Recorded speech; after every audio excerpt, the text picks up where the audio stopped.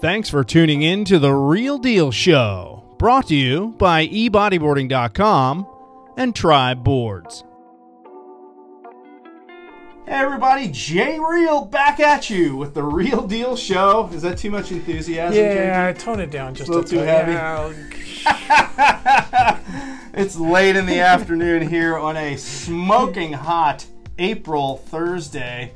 It's like 100 degrees outside, it's right, very today? warm. It's 80 at the beach. Yeah, so all those of you in cold places, you can hate us all you want, but that's why we pay the big bucks. This is why we get the big bucks. This is why we live in Southern California. So, The Real Deal Show back again, and I have a friend of mine here with you who you may recognize. If you don't, I will just tell you that he is one of the longest running, well, I want to say the first professional bodyboarder, a lot of people have said. We'll get into that in a minute. You can rebut that or confirm it. Okay.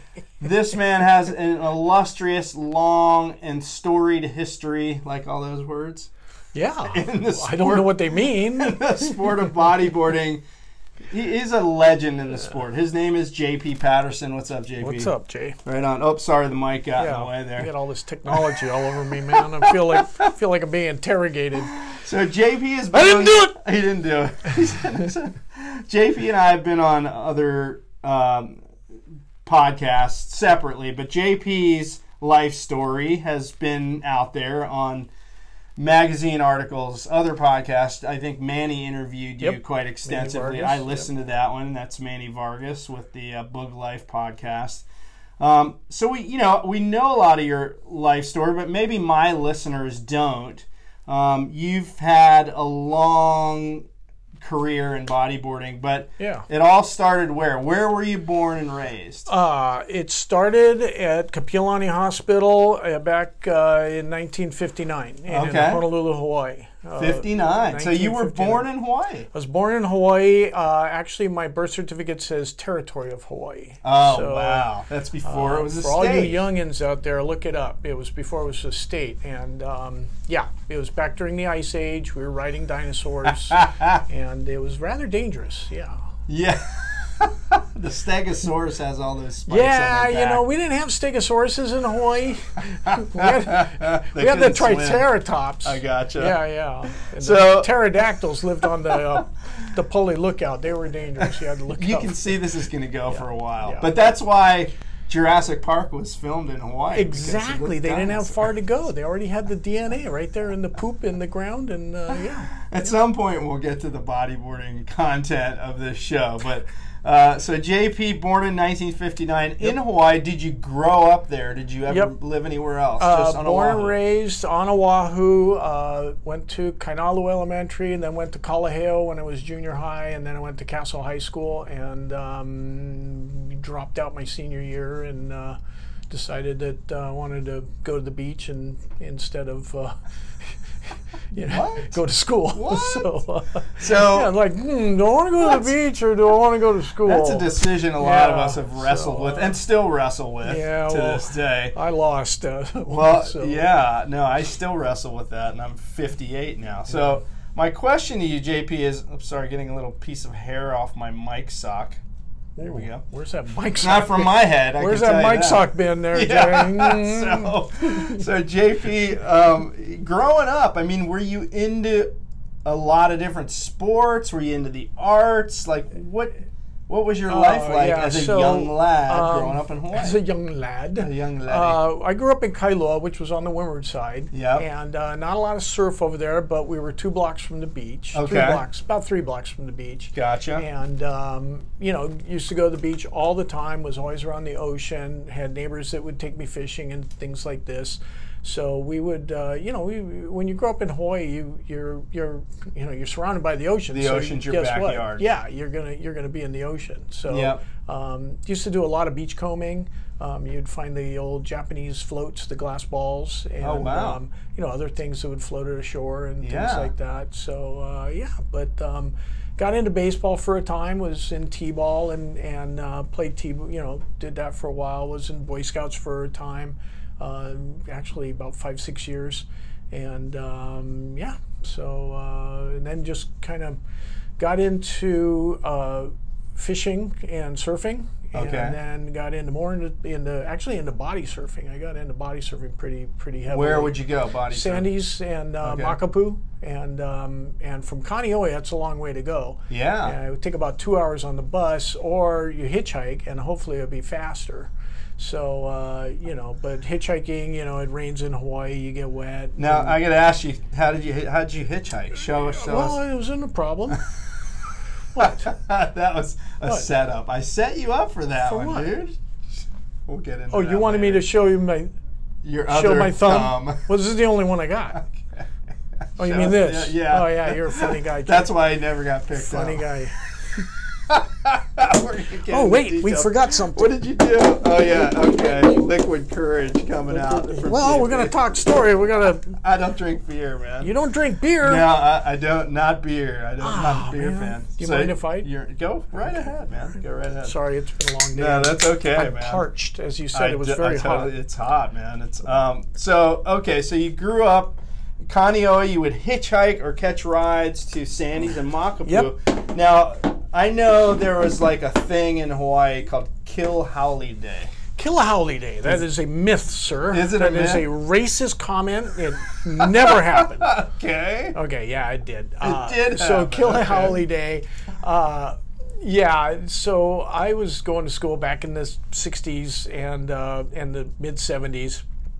And back then, they didn't have email and all this stuff where the teacher would send your report card, log on and get your report card off the internet. No, you had to go to school, right? And they would hand you the report card, and then and your mom knew you were bringing it home. Mom and Dad knew the days that it was coming home, and so you had and the last one was on the last day of school, but every quarter you got your report card and you had to bring it back signed. Yep. So the teacher knew that you showed it to your parents. Yeah. And it was very dangerous back then. And but Kilhauli Day was the last day of school because everybody knew that you had to go to school to get your report card. And so it was kind of like your birthday where people get to punch you in the shoulder for your birthday. And most people would just punch you in the shoulder, but every once in a while you get slapped in the back of the head, and sometimes you get punched in the back of the head, and sometimes you just get pushed from behind, knocked down, and depending on how fast you were, so other stuff would happen. So you survived the Kilhauli days at school. Well, yeah, I was fast. And you're fast. Survival of the fastest. Which served you well. You eventually, obviously, you said you were into body surfing, Sandy's and Makapu. Yep. And how did that morph into bodyboarding? So we're in the late 70s. Yeah, I started body surfing probably around 74, 75. Okay. And the bodyboard was just starting to come on the scene. What kind of fins did you have? Churchills. Did you use hand No, handboards? I never really I tried the handboards. I never really liked them. And actually, I saw one time at Sandy Beach, they had this handboard that was what did they call it? The handgun. Yeah. And it was a big plastic molded thing with a hole in it you hung on to. And so I'm at Sandy's. I go, wow, that guy looks like he's got in trouble. And he'd ridden the handboard and actually karate chopped himself in the forehead and just split his forehead open. And so the handboard came on a leash. The handgun. And so he's like this, and the handboard's like blowing around in the wind and stuff like this, and just blood dripping everywhere. But he was okay. Whoa. But it split his forehead open. So you said, not for me. Well, not only that, but it was just kind of we were kind of into just having doing the purist and so just the minimalist kind of a thing, and it just seemed better. You didn't have anything getting in your way. Right. And was it just the green Churchills too that you wore? Old green Churchill really fins. Soft, flexible Churchills. Super flexible, yeah. Yeah, because Churchills were invented like in the 20s. Owen Churchill came out with the first ones, and then they were marketed to body surfers in the 70s. They first started marketing to body surfers, and that's when that super soft green one came out. Yeah. Right? And then Kransko bought the brand in like 1979, and then, churned out the Makapu fin and the Boogie fin eventually, and now the Makapu Pro, blah, blah, blah. The history goes on, which is a kind of a connection back to you, which we'll get into later. But gotcha. So you were body surfing, Sandy's, Makapu, and then bodyboards came around in the 70s. Bodyboards came around, started seeing Jack Lindholm at Sandy's, and we were friends, and you know, we'd see each other, and you know, I'd look at him and he'd look at me, and it's like, you know, aren't you supposed to be in school? And he was looking at me like, aren't you supposed to be in school? And the lifeguards are asking us, aren't you kids supposed to be in school? And anyway, but we struck it off. Plus, you know, we shared the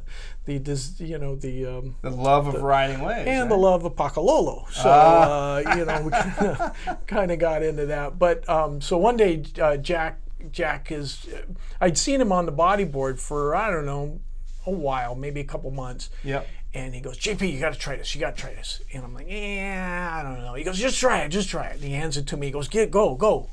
So I go out, and first wave, that was it. I'm hooked. You know, you could go faster than body surfing. You could make sections that a body surfer couldn't make. You could still pull in, you know, and get really tight into small barrels, you know, just like it was like body surfing, only better. Yeah, you know, and this is back when bodyboards were real flexible and soft. I mean, they were like exercise mats, yeah, no, so the first ones were the glue-togethers, you know, the kit boards. And that's what Jack had. Yeah. And so it was super flimsy, super soft, but it had the vacuum track rail, and that's really all you needed. Yeah. And it just held you into the barrel so much better than body surfing. Plus, you had a planing surface, and you had flotation, so you could catch the wave better, you could go faster, and you had plenty of control. So it was basically body surfing on steroids for you at that point. It was body surfing 2.0. Yeah. It's just a new, improved version of body surfing. Yeah. And so, did this all contribute to you dropping out of high school? Your love of riding waves? I mean, or were your grades just not up to par? See all of the above. So Castle High School, you know, it wasn't a whole lot of howlies back then at Castle, and so we. You know, it was intimidating. You know, I was like, you know, 98 pounds dripping wet as a junior. Yeah. And blonde hair down to my shoulders, blue eyes. I stood out like a sore thumb. I bet. And so, you know, the locals would, hey, Howley, give me your money. The shakedown. And so, you know, it was like, well, do I go to school, get shakedown? And the other thing, too, is the public school system in Hawaii wasn't so good. And my mom was pretty good about, you know, making sure we knew math and spelling and, you know, the essentials. Yeah. And so, you know, I knew my times tables and stuff like that better than a lot of the guys. And the other thing, I go to like math class, and the other guys are like copying off my paper. So you know, and but they had a rule that if you miss more than 10 days of unexcused absence in any semester, you got an automatic F. So within 2 weeks or 3 weeks, I had an automatic F. And so if I'm getting an F, why should I keep going? You know, so plus two, you know, there was a lot of camaraderie around the ocean, and I got to know a lot of guys out there, and it was nice too that there's like this rule in Hawaii. It's an unwritten rule. There's like a lot of unwritten rules in life, but whoever caught the biggest wave of the day got a little bit of respect. So I would sit further out than anybody else and just wait, because if I sit the lineup, I'm gonna get shut down anyway. You know, I'm the Howley. You're gonna be battling for waves. And there's still battle. Yeah, you just get nothing. I'm 100 pounds and he's 200 pounds. Guess who's gonna get the wave? So you know, I would sit outside and just wait, and the guys would be going, "Hey, JP, you know, that's what a sharks is. That's what a sharks is. How many sharks you see? Hey, JP, you see the whales? Counting whales." You know, they'd heckle me a little bit. But when the waves came, I was in position and they weren't, and so then I'd get a little bit of respect. And you do that over time. You know, you do it every day, and you show respect.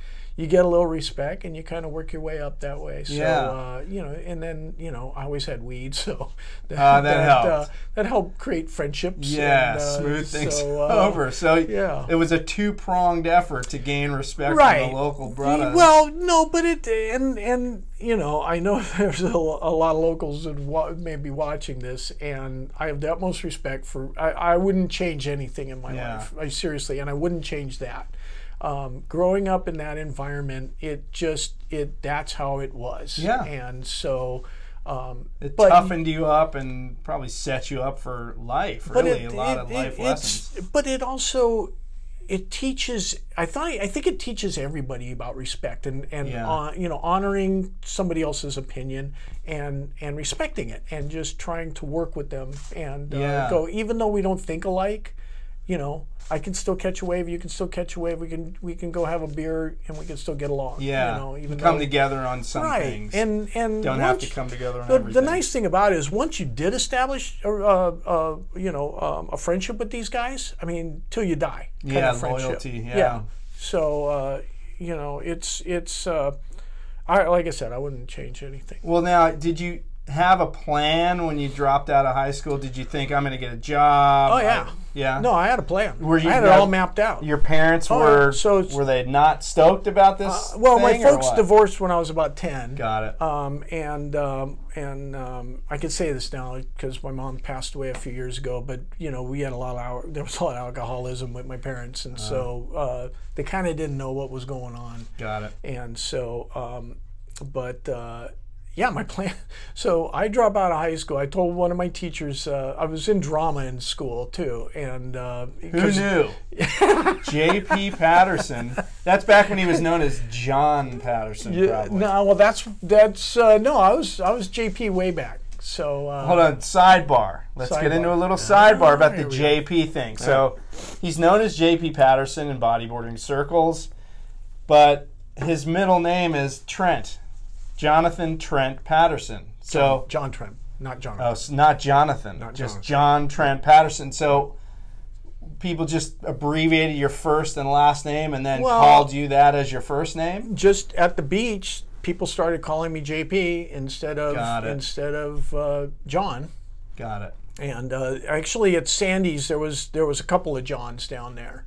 And so, now that I think about it, to differentiate me out of the crew, they threw the they started because they didn't know my middle name. Got it. And I didn't tell them. Okay, so now everyone knows. So everybody. So that's our sidebar. Okay, back to the story. So we were talking about your plan. Oh, so I was in drama, and my drama teacher, I told him, I go, hey man, you know. So when I finally dropped out, I would have had to take a full course of summer school, a whole nother year of a full class schedule, and then another full schedule the next summer, just to get enough credits to get my diploma. Got it. That's how much I love surfing. Yeah. So anyway, one of the teachers I really respected was my drama teacher, Mr. Ronald Bright. Great guy, super philosopher, teacher, you know, great guy. Anyway, I told him, I said, listen, I'm not coming anymore. And he goes, well, what are you going to do? And I go, I'm going to be a professional body surfer and a professional boogie boarder. Before that even existed. And this is in 77. Oh my gosh. Probably early 77. You know, so there wouldn't be a pro contest for another 3 years. Yeah. So, but that was ahead of your time. That was my plan, and so I dropped out of high school. As soon as I was 18, I moved out to Hawaii Kai, and I was actually running a printing press back then. Oh wow! And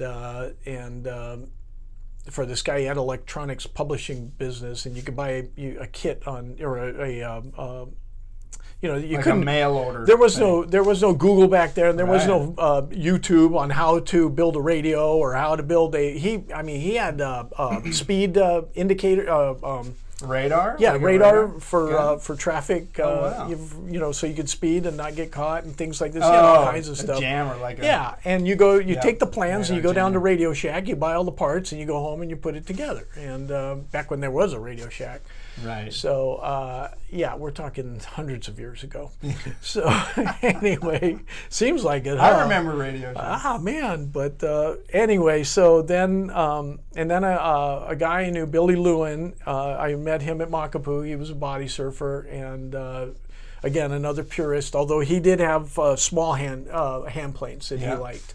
And he said he was a pool cleaner, and he's like, hey, I could use some help.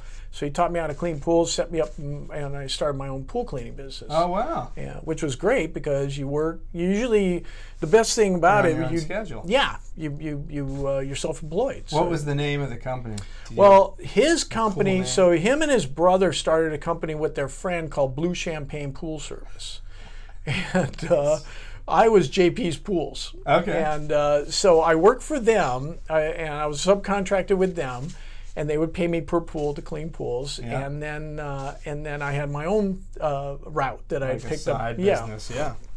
And but they had picked up some customers. Maybe you'd heard of them, Tom Selleck.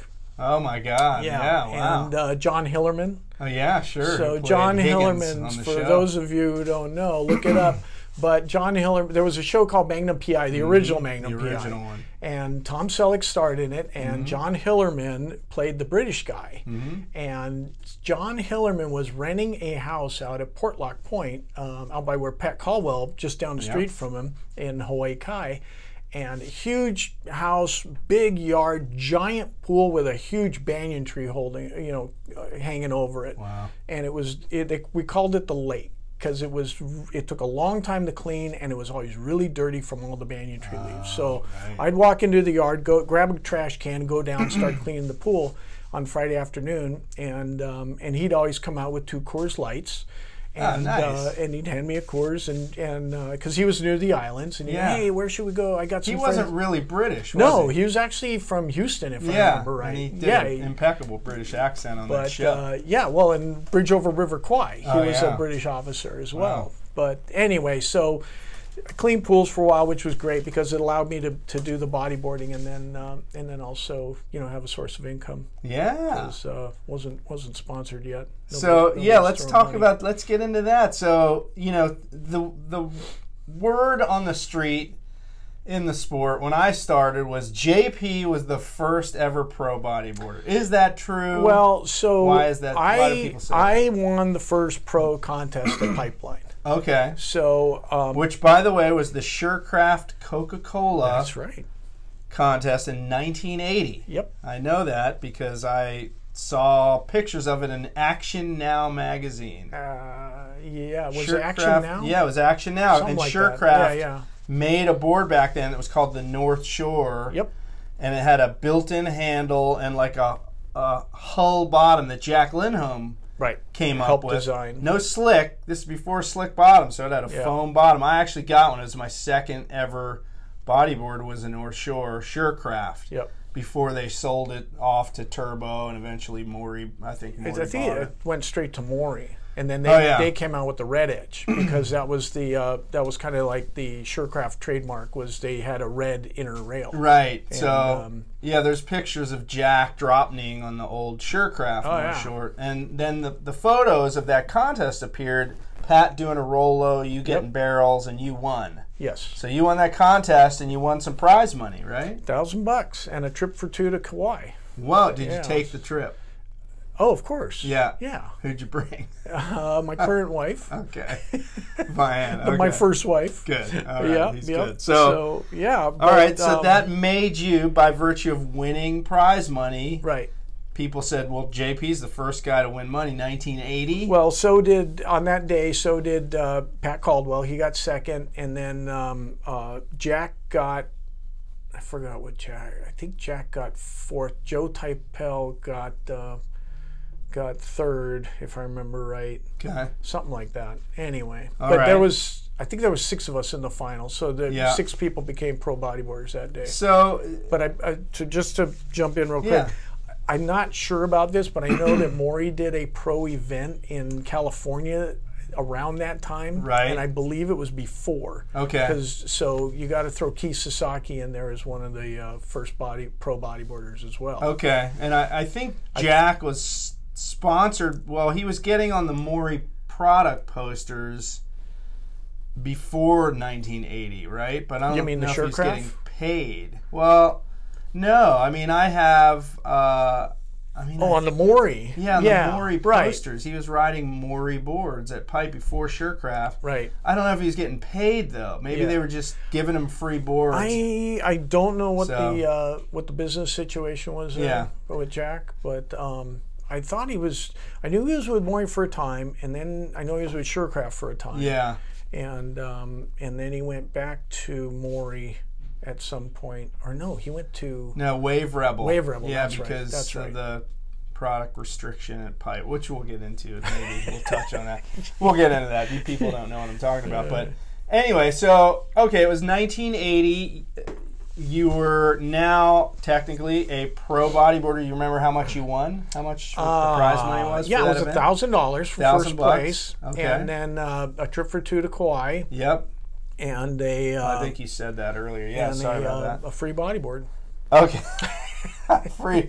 And the board was obviously a Surecraft North Shore. Yeah. Which came in one size. And one colorway. I think they had yellow and blue decks. Okay. It was either yellow or blue with a red inner rail. Because we all rode the same boards back then. There were no sizes, no different features, cores. It was just a PE core that would buckle basically after a short amount of time. Have you told your audience why the bodyboard was 42 inches wide? I have. I did cover that in an earlier show, but just because, in case you haven't watched, JP, fill us in. Tom Maury made the board. It was longer, but he couldn't ship it. So UPS restrictions wouldn't allow him to go over a certain length. So he shortened the board so he could ship it. That's so classic. Good business decision, Yeah, it's like if you can't sell it, you're not going to make any money. It's so true. So don't raise the bridge, lower the water, And if you Google pictures of the first ever boogie that Tom built in 1971, you'll see that thing is like 48 inches long or 54, something. Is it 54? So it's just... thank you to U.S. Postal Service for bringing the board length down to 42 inches. If I remember right, the Postal Service wouldn't even touch it. Oh, UPS. Wow. It had to go UPS, not USPS. United Parcel Service. Yeah, United Parcel That's why 42 was the benchmark, and then eventually, obviously, different size boards came into play. So you won the $1,000. You won Pipeline. What then?